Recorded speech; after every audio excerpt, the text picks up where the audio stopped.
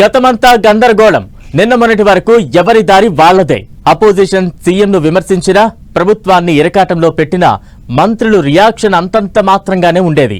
కానీ ఇప్పుడు scene మారిందన్న talk వినిపిస్తోంది. బడ్జెట్ సెషన్లో అమాత్యులు చేస్తున్న ఎదురుదాడి హస్తం నేతల్లో జోష్ నింపుతోందట. ప్రతిపక్షాలను ఎదుర్కొనేందుకు అమాత్యులంతా ఏకతాటిపైకి వచ్చారా? ఎవరికి వారే యమునా తీరేలా ఉన్న మంత్రులు కలిసికట్టుగా పనిచేస్తున్నారా? మంత్రుల్లో మార్పు వెనుక మీనాక్షి మంత్రాంగం ఉందా?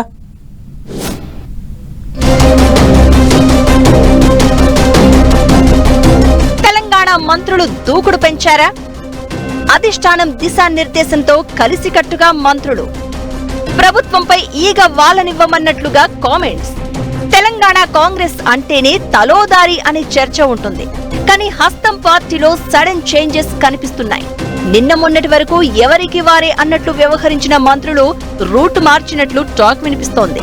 మంత్రివర్గంలో విభేదాలున్నాయని సీఎం రేవంత్ రెడ్డికి కొందరు మంత్రులకు పడడం లేదన్న చర్చ ఉండేది.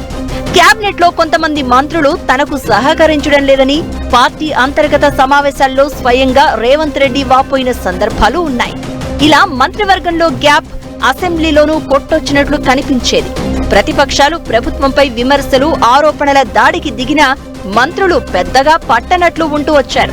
తమ తమ శాఖలకు సంబంధించిన అంశం వస్తే తప్ప మిగతా సందర్భాల్లో పెద్దగా రెస్పాండ్ అయ్యేవారు కాదు. ప్రతిదానికి ముఖ్యమంత్రి రేవంత్ రెడ్డి సమాధానం చెప్పుకోవాల్సి వచ్చేది. ఇప్పుడు బడ్జెట్ సమావేశాలను గమనిస్తే పరిస్థితిలో మార్పు వచ్చినట్లు చర్చ జరుగుతోంది. ఈ అసెంబ్లీ సమావేశాల్లో అధికార కాంగ్రెస్ లో చాలా చేంజెస్ వచ్చాయన్న టాక్ వినిపిస్తోంది. స్పీకర్ ప్రసాద్ కుమార్ పై బీఆర్ఎస్ సభ్యుడు జగదీష్ రెడ్డి చేసిన వ్యాఖ్యల విషయంలో ఇది స్పష్టంగా కనిపించింది. సభలో ఉన్న మంత్రులు, ఇతర సభ్యులంతా ఏకతాటిపైకి వచ్చి స్పీడ్ గా నిర్ణయాలు తీసుకున్నారు. ఆ తర్వాత గవర్నర్ ప్రసంగానికి ధన్యవాద తీర్మానంపై చర్చ సమయంలోనూ బీఆర్ఎస్ ఎమ్మెల్యే పల్లా రాజేశ్వర్ రెడ్డి విమర్శలకు అధికార పక్షం నుంచి ధీటుగానే సమాధానం వచ్చింది.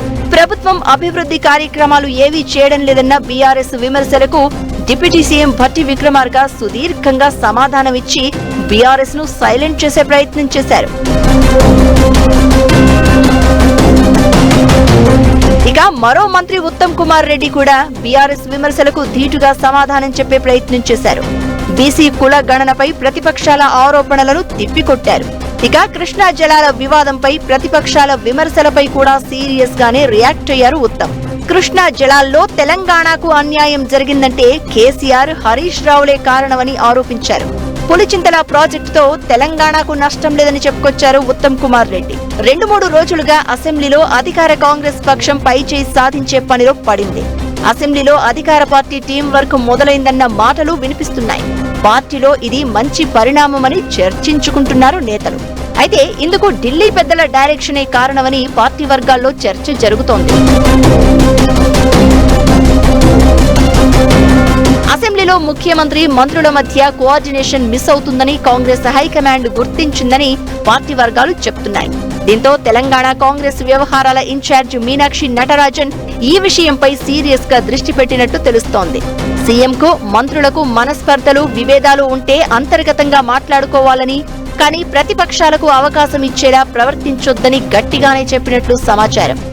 అసెంబ్లీలో పక్కా కోఆర్డినేషన్ తో కలిసికట్టుగా ప్రతిపక్షాలను ఎదుర్కోవాలని దిశానిర్దేశం చేసినట్లు చర్చ జరుగుతోంది. ఈ క్రమంలోనే ప్రస్తుత బడ్జెట్ సెషన్ లో అధికార కాంగ్రెస్ పక్షంలో ఈ మార్పు స్పష్టంగా కనిపిస్తోందట. హైకమాండ్ ఉపదేశం బాగానే పనిచేస్తోందని పార్టీ వర్గాలు చర్చించుకుంటున్నాయి.